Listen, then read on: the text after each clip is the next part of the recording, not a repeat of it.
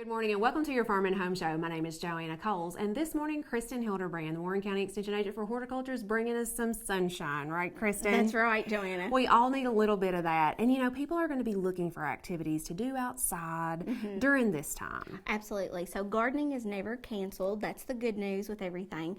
So gardening is a great form of therapy. It connects you with nature, and two, it's just really good mental health. So it's really good hobby for a lot of people to even think about.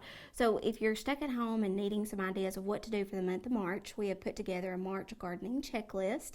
So it's got all the things that you can do, anything from your garden to your landscape, even outside in container gardens. So everything's included on this checklist. So a couple of things just to mention in this March gardening checklist. If you're like to get out and think about mowing for the first part of the season, then you want to make sure that you go ahead and look at your lawnmower. Make sure it's got nice sharp mowing blades, because at the end of the season from last year, sometimes that's really hard to get it all done. So just make sure those are nice and sharp, and when you do that, if you don't feel comfortable doing it yourself, take it to somebody else that can do it for you. Yeah, just a good time, like getting your oil changed in your lawnmower, just checking to make sure everything works properly, because hopefully, yes, when this weather breaks, we'll be out mowing our yards on a regular basis. Absolutely. So just go ahead and check those certain things out with your lawnmower.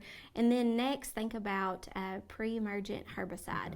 And this is an application that we make for crabgrass and goosegrass control. And a lot of people have trouble with crabgrass. So go ahead and, when you see the forsythia in bloom, that's a good indicator plant. Those are the plants that have those bright yellow blooms that we see right now. And that's like a shrub, right? Yes, okay. Yes. So anywhere that you see that, that's a good timing for that pre-emergent herbicide. A couple of other things to think about with your March garden is any cool season vegetables. Those are good time to go ahead and be planting those. So if you're looking about perennial vegetable crops, we're talking about rhubarb, we're talking about asparagus. Those can go in the ground as crowns. So that's something. And asparagus is one of those, once you get those crowns established, they'll come back every year as long as you fertilize and take good care of them. Absolutely.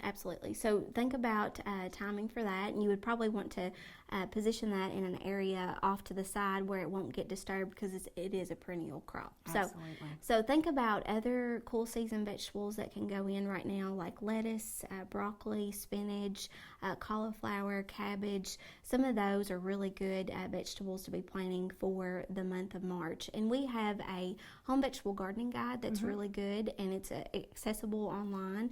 All you have to type into your favorite search engine box is Home Vegetable Gardening Guide in Kentucky, and out to the side, if you want to do extension for Kentucky Extension, it'll pop up really easily. And that's a really great guide to kind of walk you through the process. And yes, Kristin, I think there are going to be more and more people, especially this season, interested in raising their own food. Oh yes, absolutely. Yes, very much so. And we have a lot of farmers that are raising transplants. So even if you maybe are feeling like you're a little bit behind because you didn't get your seeds started, yes, they are open and available. I've even saw on some social media that they're willing to deliver within a certain area. So it's a good time to seek out those local farmers and find where those are. Yes. Think about if you started seeds indoors, that you harden off those where they've been grown indoors.